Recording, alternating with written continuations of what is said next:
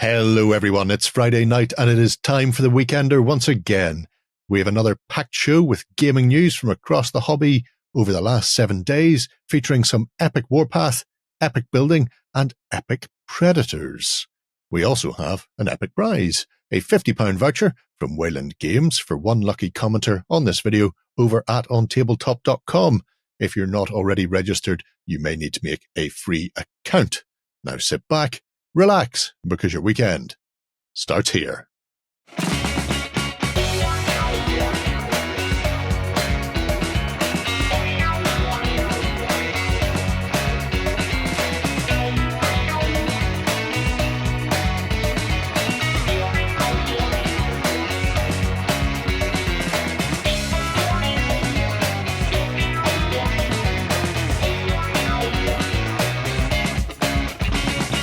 Hello everybody and welcome to the Weekender. I'm joined once again by Justin and Ben. Hello. Hey, we went musical this week. Yay. I'm saying nothing. 'Tis nearly the season. I wonder if there's a pull on to see how we're gonna do the hello. Might be. Yeah. We'll Who be knows? in Panto in a couple of months. So Yeah. People have suggested / demanded that you insult the Spanish as soon as you can. So be on the lookout for any news stories in and around Spanish companies or Spanish miniatures. Well, That's there all right, is. just We'll try and get them Go as do quick some as possible. Gringos 40s news. Yeah, I'm sure we can work that in somewhere. So It's important. It's important we listen to the community and take their feedback on board. Yeah. It's not just the French. But the French are so easy. The important thing to remember here is you're just insulting the Spanish when we get to it. You're not insulting Basque country No. because they insult back. I thought that was half the fun, seeing how creative the other person could be. It's not what I meant. But, yep. Anyway. Another fun-filled show for you this week. Mm-hmm. Yes. We've already been listening to Ben's rendition of Baby Shark, which is quite good because I've never heard the original, so it doesn't become an earworm for me because I don't know what it is. Yeah. Okay. It's in there, and I hate you. That's a little. Oh, look, they're so cute and tiny. Oh, we'll talk about them later. Oh my God, I'm so excited. Itsy teeny weeny. Yes. I wonder if there's a shark in a bikini. I don't know. You take your madness away from me. Well, that was half the reason I was kept around. It might be. Who can say for certain? But we do start the news this week with something vaguely aquatic. So shall we just push on and into the news? Coming to you from the center of Northwestern Europe. Covering board games, war games, card games, and all that you love.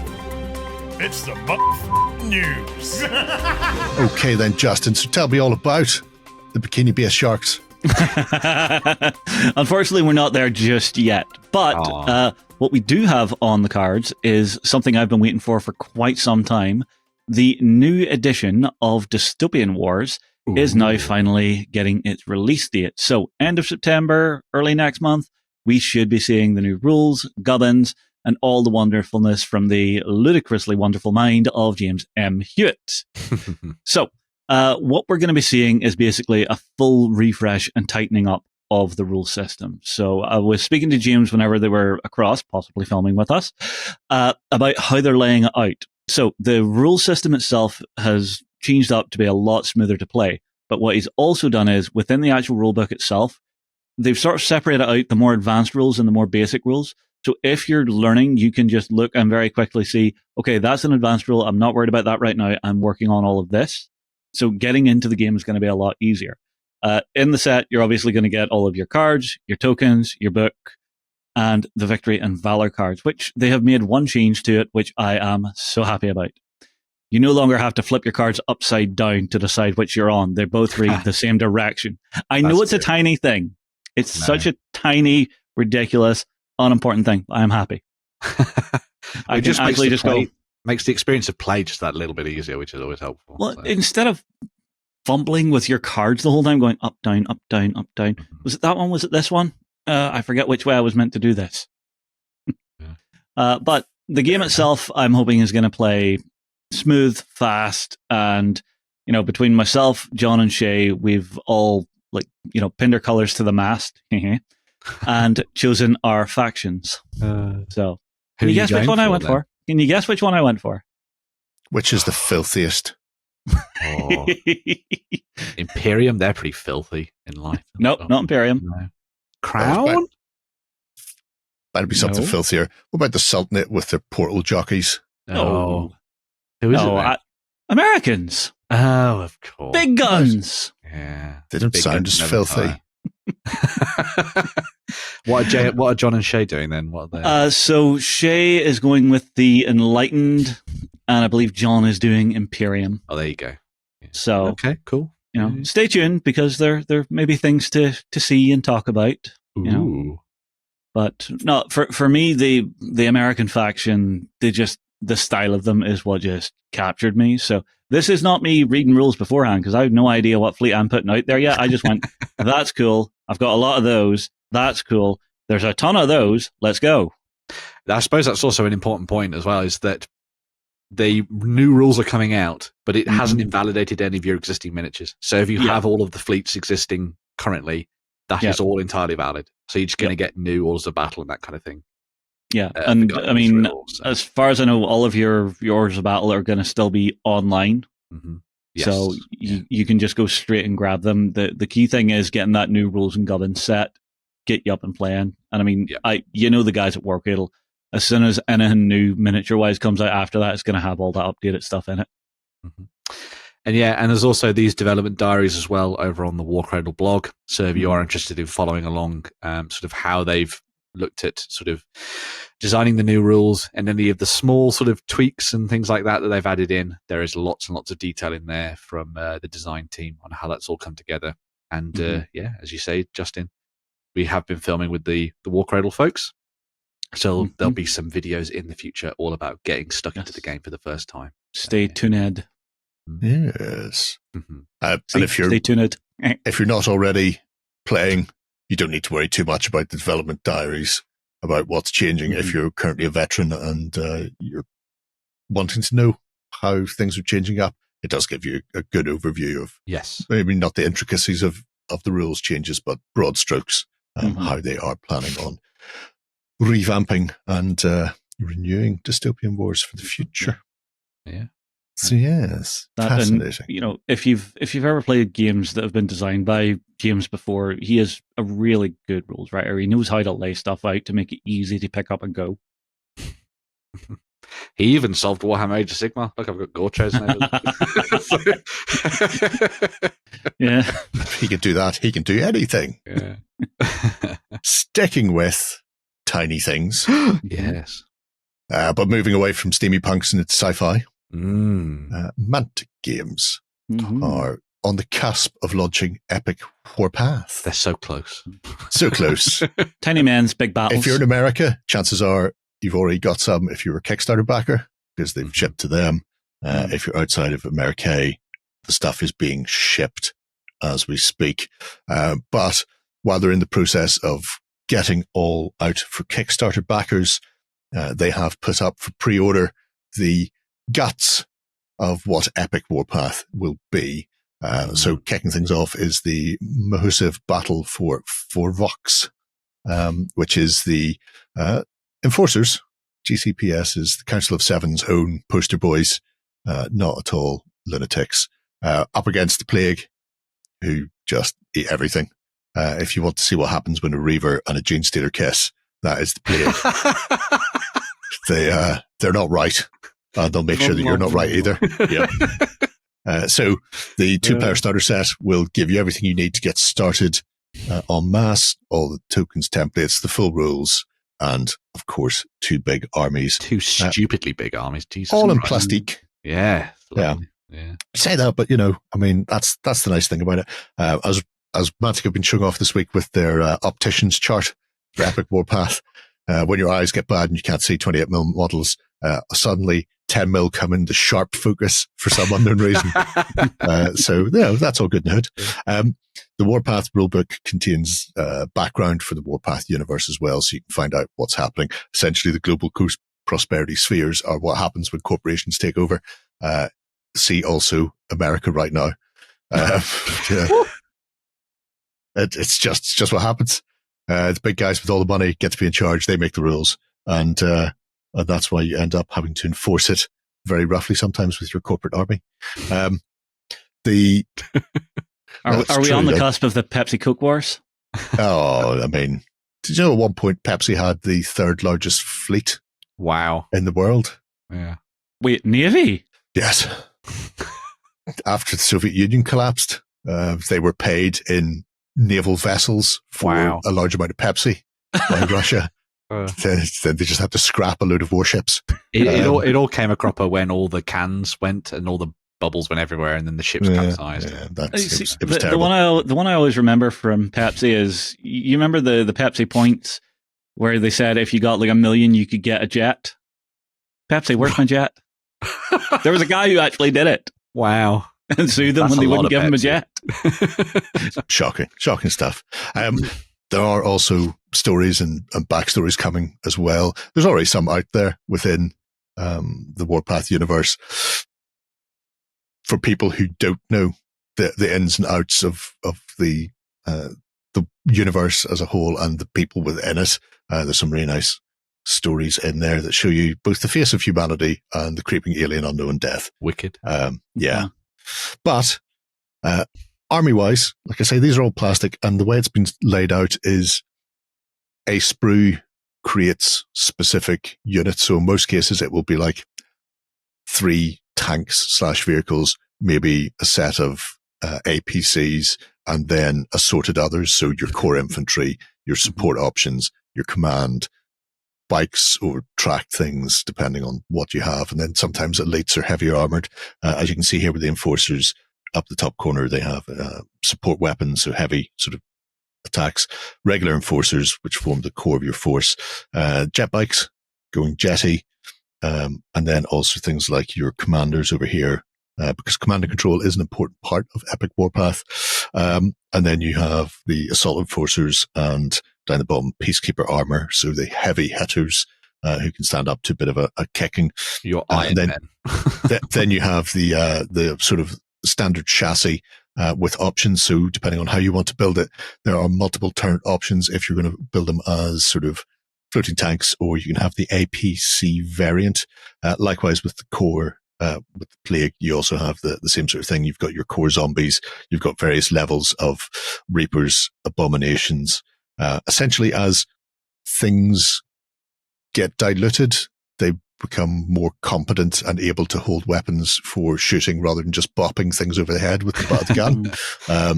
But they also have things like artillery piece, the Strider walkers, and the mule APCs. A lot of them. You'll be wanting to get your plague up the table as quickly as possible and into your opponent's face. Whereas obviously enforcers are fire and maneuver. If needs be, you've got your big chunky plague bursters who do exactly what it said on the tin. When your opponent finally gets through the centimeters upon centimeters gut, then they'll go off like a grenade all over them. And that's not what you want to see. Nice. I think they also have like an ability where they can pop a zit as a ranged attack. Oh, lovely. No. That would be weird. That'd be horrible. I'm not touching that. But the armies are not just restricted to the enforcers and the plague. Forge Fathers, who are the double harderest of all dwarves. I quite like Ronnie because Ronnie likes dwarves, and therefore in any of Mantic's worlds, dwarves are not this on the cusp of being wiped out race like they are in other places. They generally right up there and carving off big chunks of the galaxy. Doing quite well for themselves. The GCPS rocked up with their enforcers and friends against the Forge Fathers and got their ass handed to them and sued for peace, although they didn't tell anybody that. But what they did do is pay an exorbitant amount of money for the Forge Fathers to craft all of the enforcers' armor. That's why the enforcers have really good armor, but not as good as the Forge Fathers, who would be stupid to give them armor that they couldn't penetrate. And again, a nice diverse mix. And this is the key for Epic Warpath. It's 10mm for a reason. They want combined arms on the table. They want command and control there. And they've been able to do this by the way the sprues are laid out. So, a a sprue will have enough options and variations on it to allow you to field a substantial amount of stuff in just plastic, so you can get the core forces onto the table in quick fashion. Alongside that, the fourth, not final, but final for this wave, the fourth army is the Asterians. What happens when elves, who probably are dying, have to deal with the rest of the galaxy? Step one, don't fight yourself. Yes. Why fight yourself when you can send marionettes and ciphers, essentially different levels of autonomous puppetry, to a planet with maybe 2 elves sitting in a bunker somewhere controlling them? Or just give controllers to your younglings. Well, no, you don't want to wipe out a new generation. You go full Japanese after Fukushima. It was the older generation went into cleanups, so they protected the younger generation. So I imagine that's what the Asterians do. You know, the old ones go out because if anything does go wrong, they're not having any issues in the future. But as it is, I really like the Asterians as an overall aesthetic, both from their spindly limbed little marionette puppets, which are the sort of the core of their forces, down to the Sky Razors and then the big Chroma I think tanks. What's been quite nice about seeing the stuff for Epic Warpath is that it's giving us the idea of factions as a whole on the tabletop, rather than it being snapshots of stuff from, I mean, Dead Zone and Firefight are great, obviously, but they're giving you snapshots of these factions, whereas Epic Warpath and obviously doing things in 10mm gives you the idea to just do big, huge armies. Yeah. On the tabletop. I mean, in Firefight, you definitely could have an amount of ciphers and marionettes similar to this.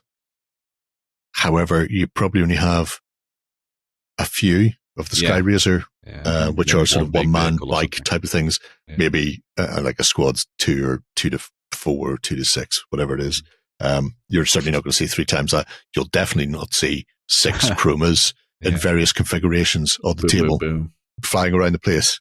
And likewise in Dead Zone, you'd be lucky if you see a Sky Razor, never mind any of this. So this is just letting us see the wider war. Yeah. So this is the core plastics. They'll be accompanied as well by the building pack. So Terrain Crate goes small. And this is interesting again.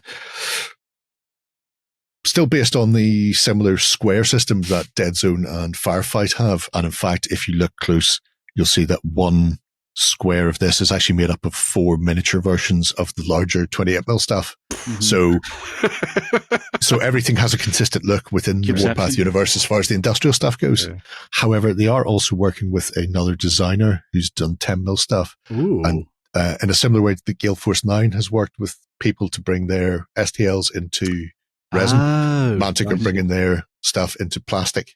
That's cool. Which gives them a sort of a fresher look and a slightly different look from their own design and own mindset. Because when you've already designed a lot of stuff to be based on these cubes in 28mm, obviously you're going to go, well, we're going to have those smaller into 10, which they've done, but then also being able to bring in another designer who's gone, well, I've already done these pieces, and you're going, oh, they're nice, they supplement it, but also they look different and you can have a different feel to the area you're in.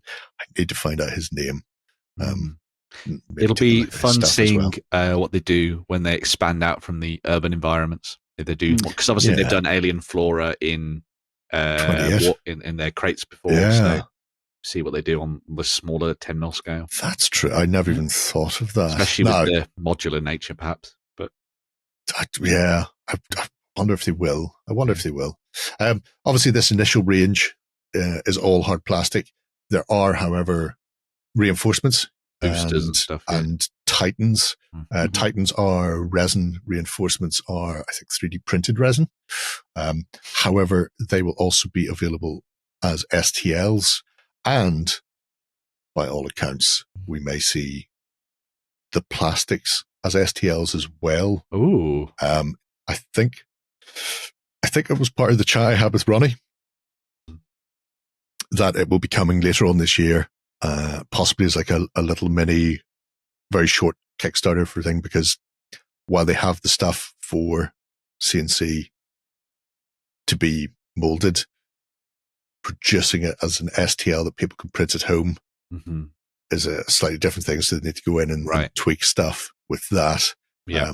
So if people are just 100%, I need STLs all the time because physical media scares me, then that will be an option in the future. However, if you are old school like myself and just want to get your hands on a ton of 10mm fun, it's all up for pre-order and will be coming in the next month or so. Yeah. So that's once the Kickstarters are out of the way, they'll then move into start shipping the pre-orders. And you should be able to watch a battle on the channel next week. Well, it's not a full battle. It's the guys dig into a couple of turns. Some gameplay. You'll be able to watch some gameplay next week. So. It's a full battle. If we'd gone for another turn, there wasn't anything left for the young man. So keep an eye out for that. Oh no, it was pretty vicious and meat grindery. Yes, many killies. It's all good, clean family fun, especially whenever I get a chance to play Roddy. And kick his toys in. Yes, spoilers. But yeah, so Epic Warpath. If you fancy to do the 10mm, I think it's a really good way of doing it. Epic. It is very much epic. Gnarly, dude. Anyway, and definitely, I mean, even if you're not interested in the other sci-fi style things that Mantic do, if you don't want to do the 28s, it's a great foot into the universe in a very different style. Everybody's loving the 10 to 15mm stuff nowadays. So we're all getting older, and our eyes are therefore only focusing on small things. Apparently, people even like 13.5. I've been told. I'm sorry. Did a small part of Jerry's soul just die with that noise? Anyway, every time. Before Jerry explodes, moving on to more stuff that has come out from Atomic Mass Games for Marvel Crisis Protocol. You might remember a couple of weeks ago, we looked at their brand new star sets they've been doing for the big faction bundles. Yeah, the big faction bundles for the X-Men and the Spider Foes.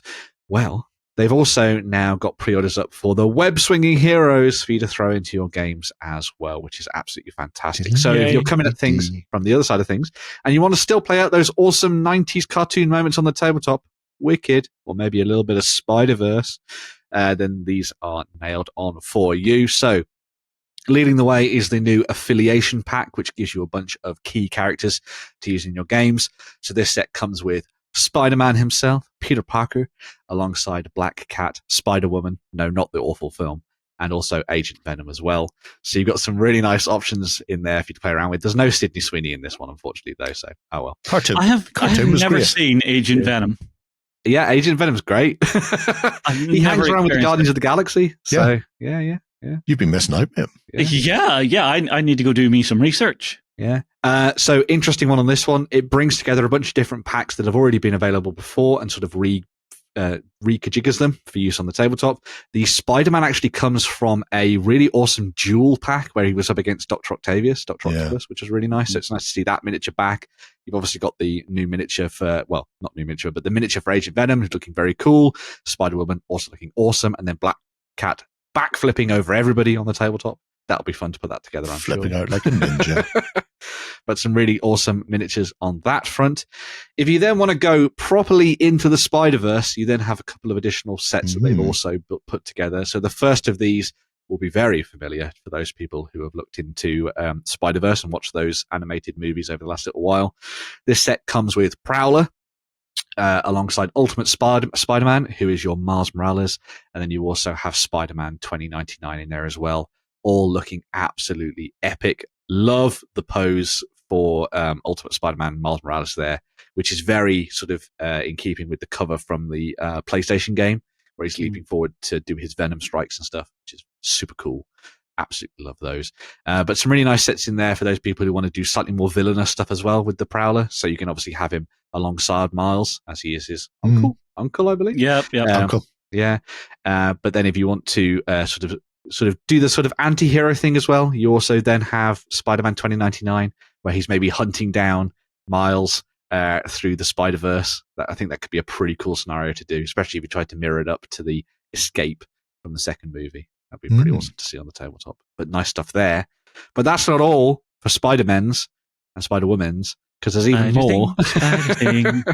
Spider people. Spider Pig does what Spider Pig does. You also have this set, which includes Silk, Spider Ham, and Spider-Man Noir. So if you are looking to lay down the cartoon justice, then you have Spider-Ham, who looks super cool. He even has cartoon-based attacks in the game that do like extra cool stuff. Would they? I hope that you put on. Pig. Yeah, I hope you put on the best Nicolas Cage impression for running Spider-Man Noir, of course, there too. And then you have Silk, there, who's going to be tying up your enemies and flipping around and doing all sorts of cool stuff. So amongst all three of those sets, if you pick all of them up, you've essentially got every spider person you could possibly think of for using the game pretty much. Oh, hi. Where is my anime Spider-Mac? Well, you can't have everything. I'm sure Penny Parker will be coming out in the future anyway, so just keep an eye out for her. But I've just remembered that Spider Noir as a film is coming out soon. Yes, it is, yes, with Nicolas Cage. Yeah. That's just reminded me. I'd forgotten. Yeah, it's not just Agent Venom who goes around shooting people with guns in the Spider-Man universe. So there we go. So some fun stuff on that front, which obviously matches up exceptionally well to all of the spider foes, some of which are pictured there in this image here, as you can see. But that's not everything. They also threw in some more sort of street level heroes for you to play around with as well, or anti-heroes, potentially, vigilantes for you to have some fun with. You've also got a new character pack, which brings together Echo, Ronin, and Tigra. So if you were looking to bring those characters to the tabletop, you've got those as well. We saw those shown off in a Ministravaganza, I think, a couple of months ago, towards the start of the year. So they're now coming to the tabletop. So Echo, obviously a lot of people will know from the TV shows, if you watched it, I guess. Cooler in the comics.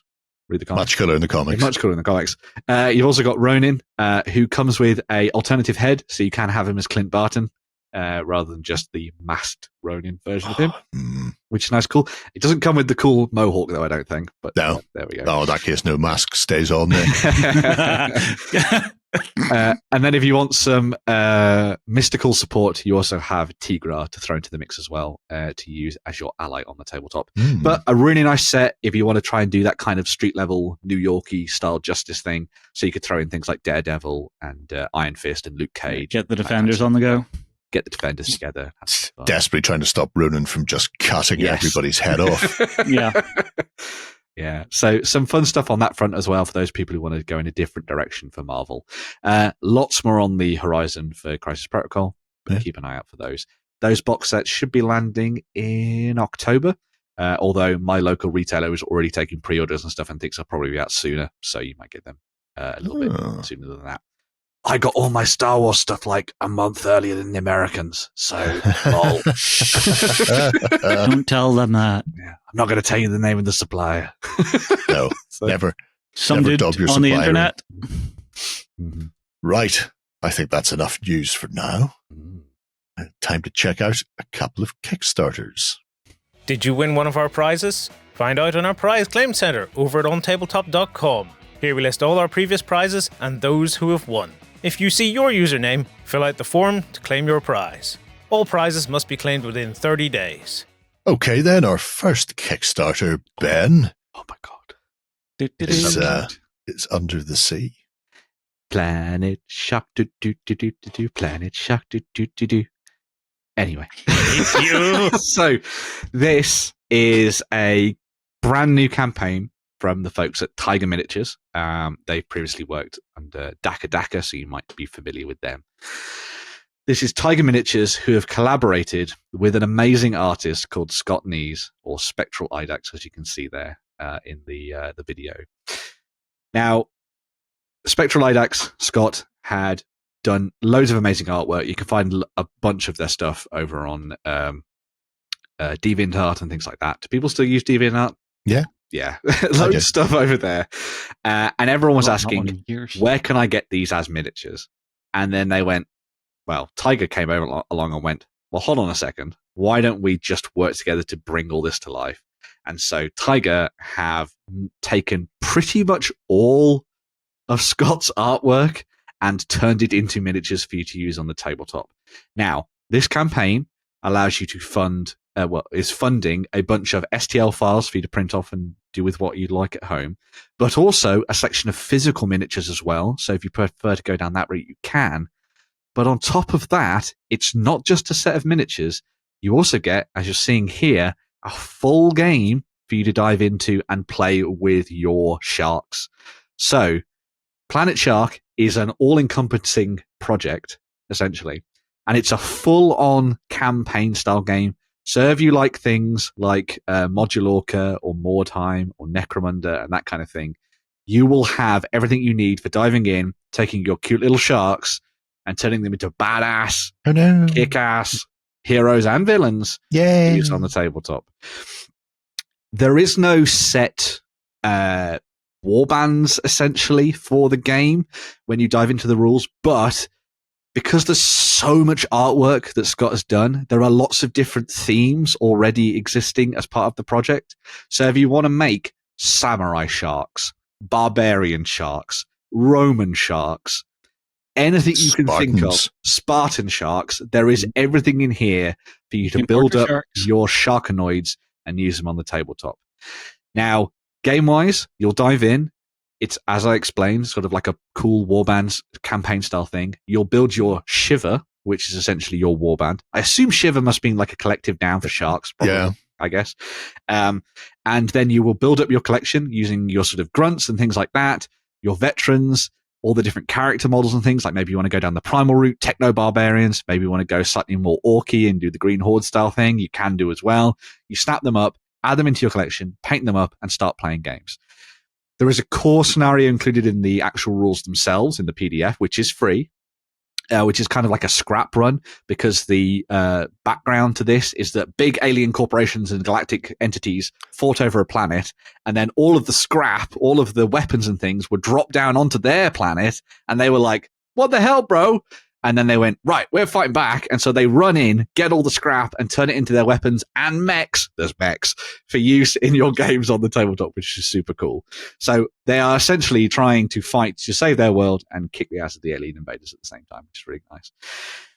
There's a very simple, quick, and easy set of mechanics for you to dive into. It's all driven by D10s, which is really fun.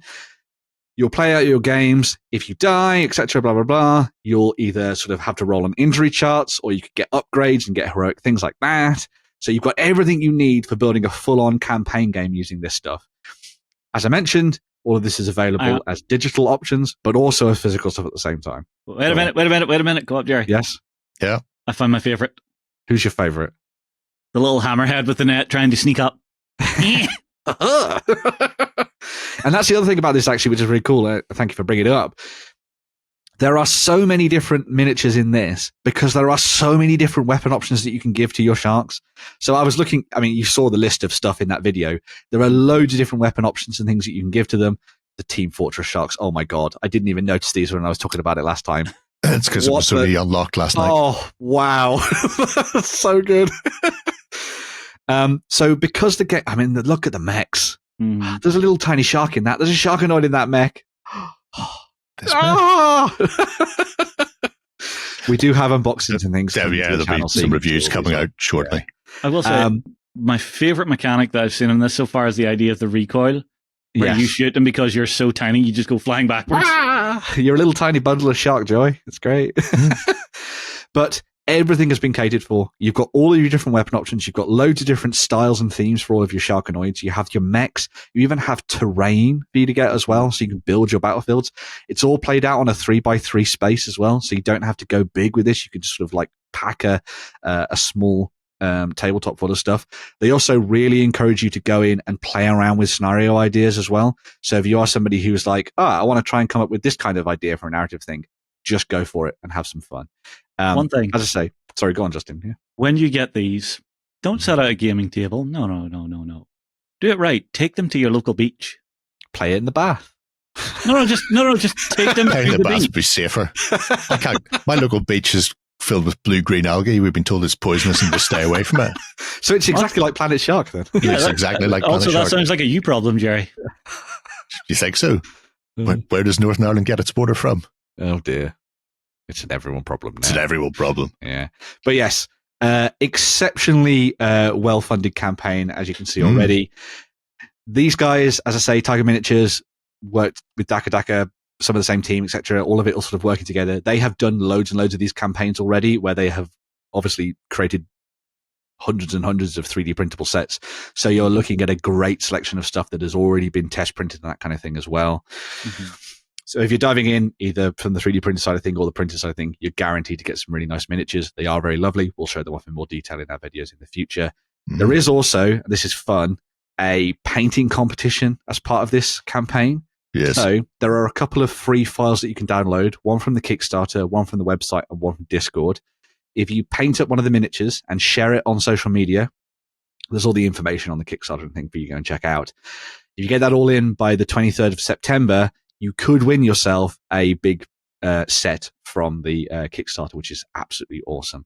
So go in, download those figures, maybe get some bits and pieces that you've got lying around, play some games of Planet Shark with the free rules, and have some fun and see where you go with it from there. But I think this is absolutely gorgeous, funny, cute, and a really nice way to kind of showcase an artist's work in a big way at the same time. So yeah. I'm waiting for someone to grab one of these and paint it as grim dark as possible. just that complete juxtaposition of being criminally cute with the darkest, grittiest, most serious paint job you can do. Yeah, easily could go that way. Be awesome. But yeah, they'll be fun and easy to paint. Bang. Have some fun with it. Dive in and try Planet Shark. If you haven't already guessed, I think this is pretty awesome. So yeah. You're smitten. I'm smitten. Yeah, smitten like a kitten. Yeah. Oh my god, it's so cool. The size of a baseball. Yeah. Oh, so Jerry's going to be having fun for the next little while. I might paint them over the weekend. There you go. Should paint up easily enough. Shocker. When was the last time you finished something, son? We're talking about you, not me. People in glass houses shouldn't throw bricks. Painted a lot more than you. So, in fact, I've even painted some of this, our next Kickstarter, because I own some of these models already. Yeah. So do I, actually. Yeah. It's good. It's good to be ahead of the game. Ahead of the curve. Yeah. Cricket Dice have got a whole bunch of metal 28mm fantasy figures to populate your villages or your TV sets, depending on how things are going. Obviously, 7TV fantasy is a thing. And if you want to recreate your Wheel of Time or your Game of Thrones or whatever it happens to be out on tabletop, then you'll need peasantry and villagers to be butchered by the mountain or press ganged into going to the wall, whatever it happens to be. Or maybe they're just hanging around, having a good time, just a fun background thing while the Witcher is talking to somebody in the foreground. Yeah. Everybody else is in the inn, listening to the lovely bard play his, whatever that is, mandolin, I believe. Lute. Lute. Could be a lute. But yeah, a collaboration of various sculptors. So I have some of the Paul Hicks stuff from previous, but there's also a set of stuff from Ian Mountain as well, and some classic sculpts that they've got in through Otherworld's Untimely Demise. And so this is just an opportunity to get these into people's pockets as quickly as humanly possible. As you can see, they've been set off in a lovely fantasy village, which I think the in situ pictures are absolutely gorgeous. But if we get past them, you can see you can grab it at a whole host. The Stranger, by the way, is really nice. That's another one. Hexes that I have. Basically Aragorn. Yeah. Yes, he is.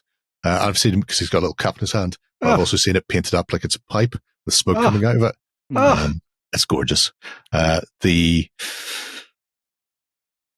Bard as well, and the old patron. I have all of these in resin, so it's nice that they're being recast in metal. Obviously, they can master it whatever way they wish. Some of the resin stuff, while it gets the finer details out, it's not as robust as sweet metal. Obviously, the only thing better would be lead. But you can see there's a host of fantastic characters to add to your table for your skirmish games, or as background extras, doing whatever it is they happen to be up to, including wandering around in your taverns, dancing for money, or in the case of the cook, about to give somebody a knifing because they said they don't like his cooking. What did you say about my pancakes? That type of thing. Mutton's all we could get today. The out and abouters as well. So your townsfolk, the people do outside. They just look great to populate tables with, especially if you have a blacksmith going Pete Tong at an anvil at a blacksmith's. Yeah. I suppose rather than just have these empty buildings standing around. I know somebody is probably going to mention RPGs, and I suppose technically you could, but in reality, what you should be doing is playing these as background characters and extras in 7TV instead. I had the scribe that you've got in there with the big me? book. He was my apprentice in my first Frostgrave warband. That fell in there? Yeah, alongside the other wizard that they used to do for Otherworld as well. Mm. You've also got Guards of Traitors Toll, Jerry, if you're wanting to really mix in, some different looking people and really expand that cast of civilians. Yeah. You never know. They might be civilians or they might be terrible brigands who need to be brought to justice. Very true. Yeah. As you can see, there's also various accoutrements and set pieces as well. So if you are looking to actually populate something like Guards of Traitors Toll, if you want to have your tavern outdoors or your market stalls, these are all very doable. And there's nothing worse than trying to apprehend a crook while he's hiding behind some sort of wizard's cart, because you're not allowed to hit the wizard. Now, if it's the farmer's cart, you can bop him on the head and push the cart over, thus apprehending your miscreant. But wizards will turn you into a newt and start sticking around the place. Something unnatural. Which is a terrible, terrible thing. Those, as you can see, are part of the various add-ons that have been unlocked. And the brigands are really fun. I like those. Brigands are utterly gorgeous. Bear in mind, they've already released some, I think they were Paul Hicks sculpted guards as well, for 7TV Fantasy a little while ago. Yeah. So there's a really nice set of, I think they were multi-part. They should be multi-part guards. So having some brigands to throw up against them is good. And if you're playing games like Rangers of Shadow Deep as well, things like these would make really nice members of your Rangers party. They don't necessarily need to be brigands. They may just be people who've been fighting at the edge of the forest for some time and things have gone a bit rumbly for them. So time will tell where to go. Tong. Yeah. But it's just a terrific set. A frog with a pipe. Why ever not? Well, Ben, you've got the wizard and victim there. Yeah. That's how it goes. There's some different Town Watch, not the ones I was talking about. Hopefully they'll get up to those because they look absolutely bang on. Love those. But yeah, just a terrific set of sculpts. Nice that some older ranges have now been collected together by Crooked Dice and being resurrected. Because not everybody's me, not everybody owns things from years ago. So I have a sneaking suspicion the bits and pieces I got from Paul Hicks came from 2018. Wow.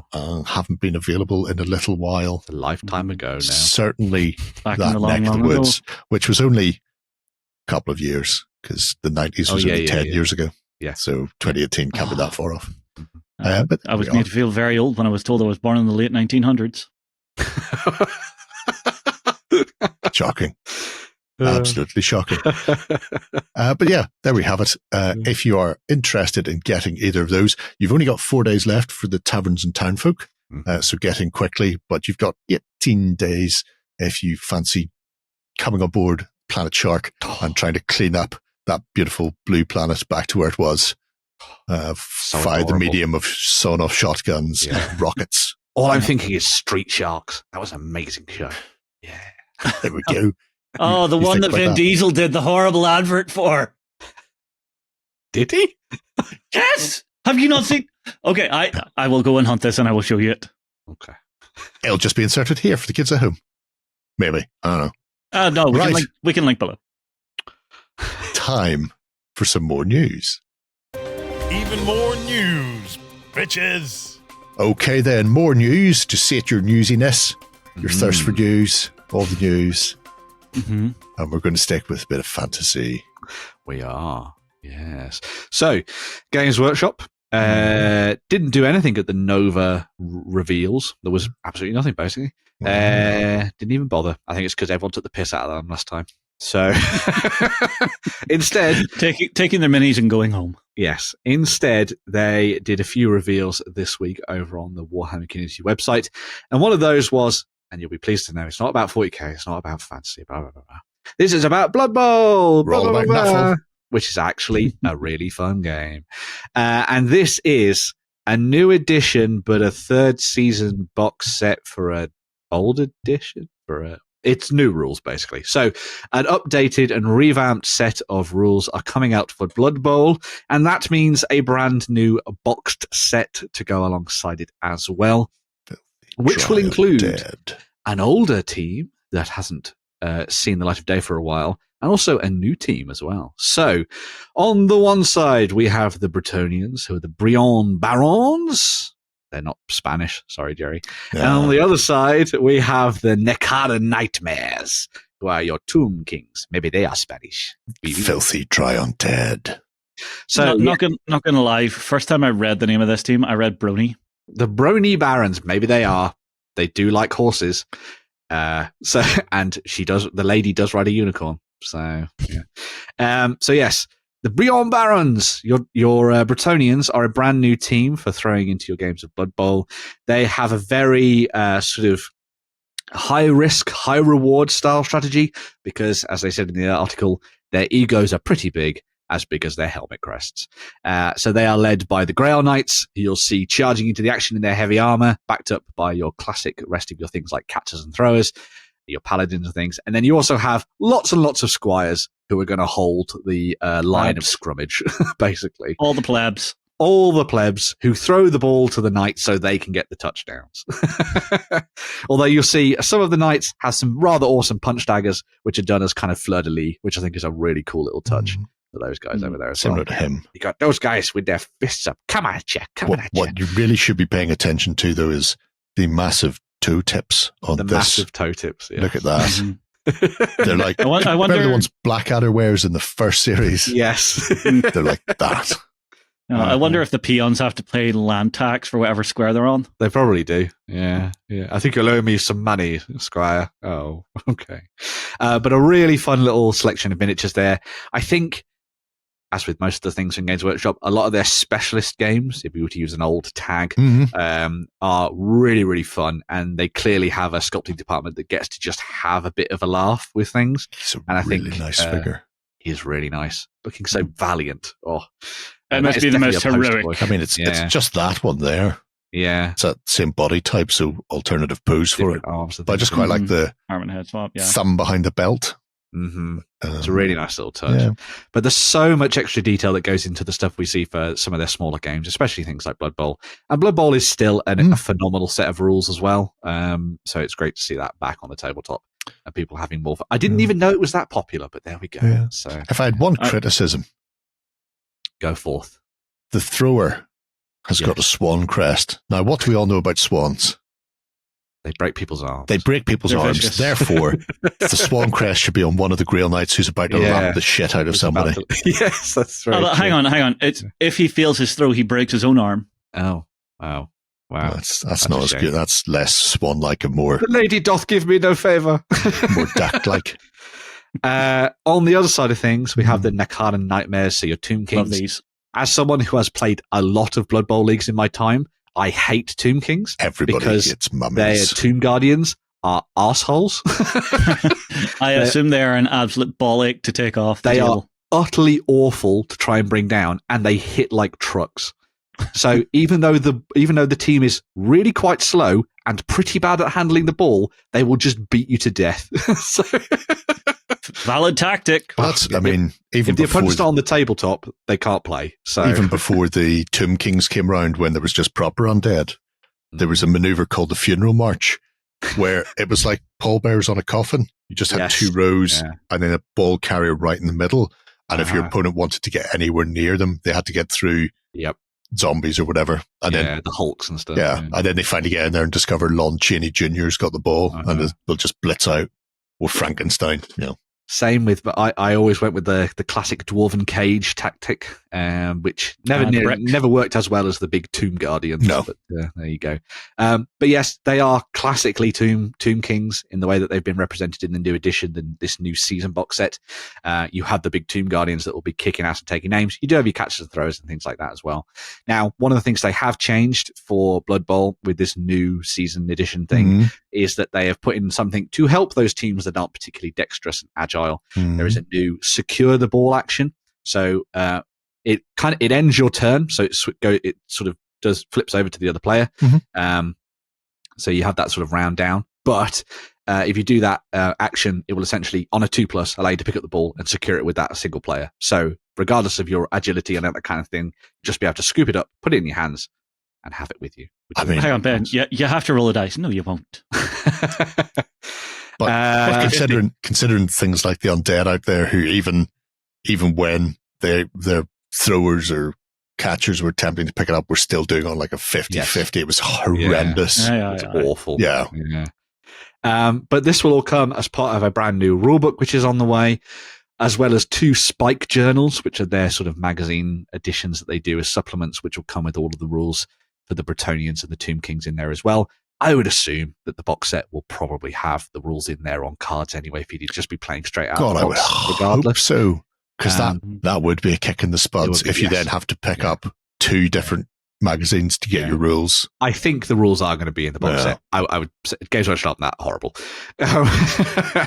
Are you sure about that? They have also come up with a set of sort of accessories and things as well, not shown here, but you will also get, rather than in games of Blood Bowl, normally to denote whether a player is down or not, you would either face it towards your opponent lying down on its back or its front, regardless of whether it's knocked down or taken out or sort of whatever, knocked down or stunned. But stunned, if it's had an activation, you'd also turn your model around as well. So there's lots of like weird little things that people did to sort of denote what has happened with the team. They're now going to use, you can see them just in the bottom right-hand corner of that image, little markers that will go next to bases to show the different conditions on players. So you don't have to lay your players down and all that kind of thing anymore. You just put the little condition thing next to it. They come in a nice kind of like metal, essentially. And then you'll just do this. There you go. This guy on the table here.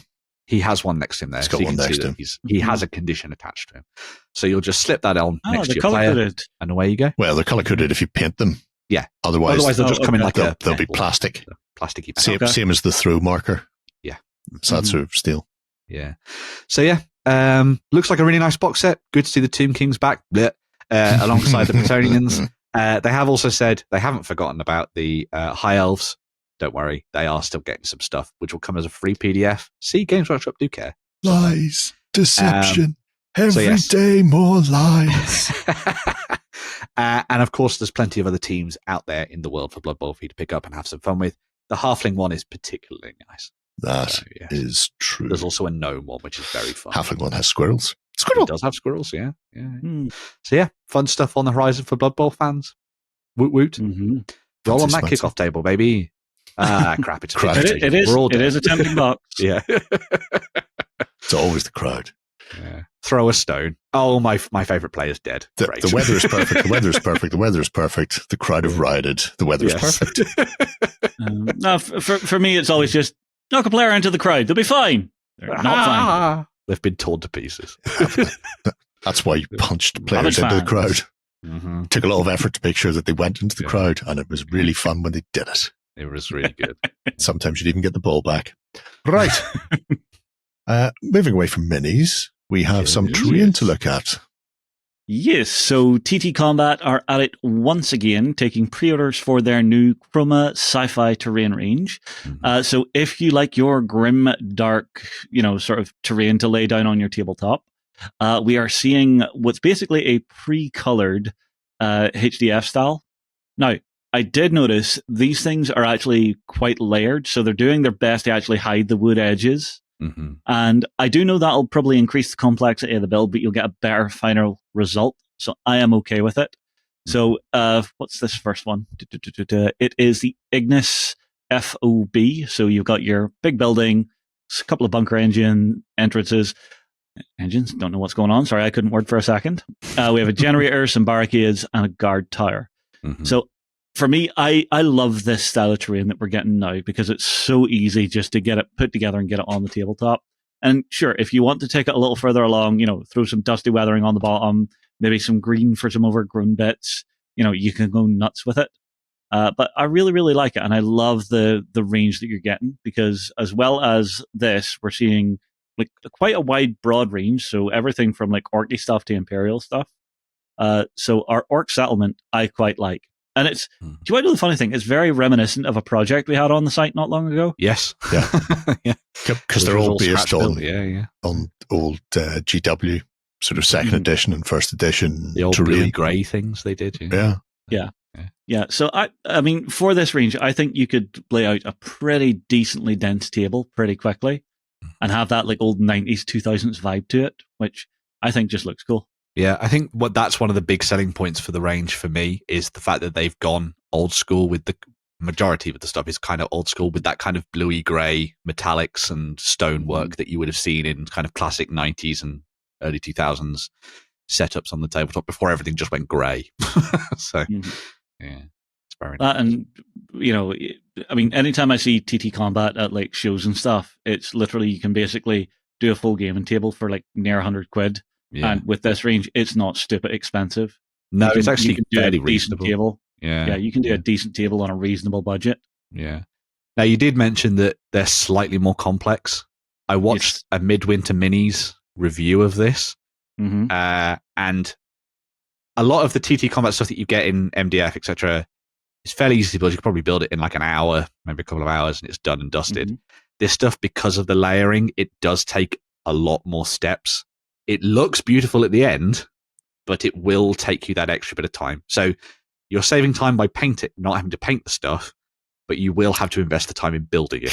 That's always sort of the Venn diagram of, you know, finished product versus build time versus detail. But even then, that's only 2 layers. The buttress is 2 layers. Steps are 1. The ridge is 1. There's a 3rd layer in there for the steps up, for the ladder up. I mean, it's not a huge amount more. It's not massive, but if you are building some of the bigger kits, it does eat into time that you would. So I'm okay with that because I'm getting a better finish. Yeah. See, for me, my biggest fall down in the hobby has always been being able to paint and consistently actually settling myself and putting myself in the headspace to paint. So stuff like this, where when it's built, it's done. Basically, I'm okay with. Yeah. I will say the other thing is, and this is something I was talking about the other night, with a lot of MDF and HDF kits, they're very thin. We were talking about Adobe buildings, and I don't like to see Adobe buildings in wood because they generally 1 layer, and it's just far too thin for what it is. A bit of heft to it. There's 3 layers thick on those rune sections there on a standard wall. That's chunky. The orcs here are 2 layers, I think. I think so, because you get the 2 sides of the building. Yeah. Where it pops up the top, just the additional layering is worthwhile just to get a bit of robustness to the build. Yeah. Which is obviously fantastic. They're definitely not going to blow over in a stiff breeze, and they're miles better than the horrible L-shaped terrain that you see on a lot of them. but that is ITC approved or whatever that nonsense is. You do know where those things have come from, though, don't you? Or are you too young? More than likely too young. Shocking. So, in the mid-90s, GW used to do terrain that was like the Necromunda stuff. Oh, card with plastic. Yeah. So that is the Imperial Firebase. There you go. Bish bash. And this one is the Imperial Bastion. Yeah, sure. So you see a reimagining of them. A mere 20 years later or thereabouts. I still genuinely think someone should do the card and plastic combo terrain and in that old style. Because Games Workshop, I'm going to do it again, and it would be cheap as chips to just sell some. I mean, Renedra already do edges for buildings. I've seen enough on that bloody farmhouse. So, so if you get those and you just put slots in them and just have bits for same as they did with the Wartime terrain. You used the stone or brickwork sides to allow you then just to print out the card. Dana Howell did a video about that recently, building up some of that old stuff from a classic set. So, well, it's nice to see. Maybe it's an old hobby technique that deserves to be resurrected. Yes, it does. It's one of those things.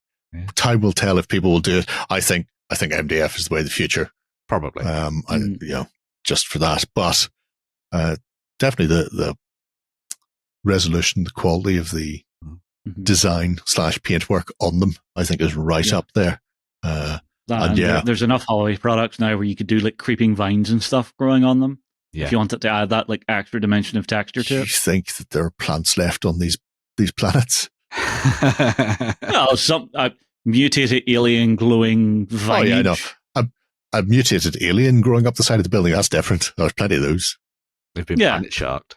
They've been planet sharked, 100%. Sharkanoids are all over the place. Yeah. They're really nice. It's a nice set of stuff. Fascinating to see where they go with it. Because obviously they do not just sci-fi, but also do fantasy. They do Renaissance for Carnivale.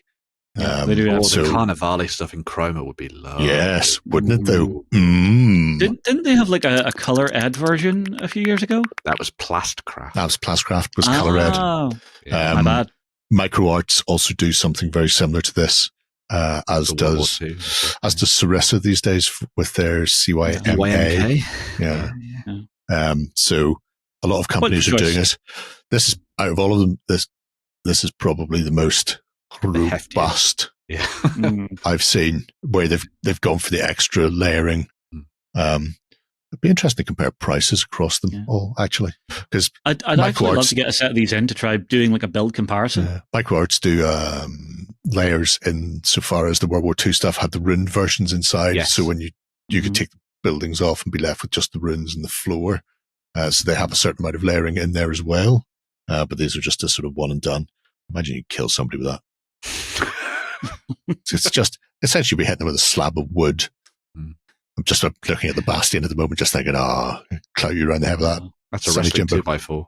Do it like a Hollywood stuntman with the slow-mo. Yep. There we go, though. Yeah. Lovely stuff. Now they'll pre-order after the Kickstarter, so don't worry, Kickstarter backers are getting their stuff. We've already seen it. Kickstarter backers.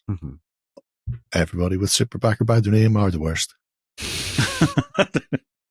Right. I think that's enough for this week. My throat's absolutely banjaxed.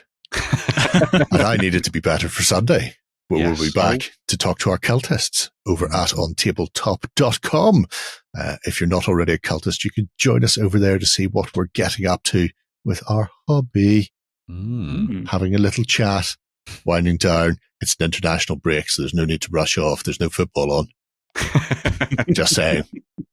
FYI, folks. Priorities.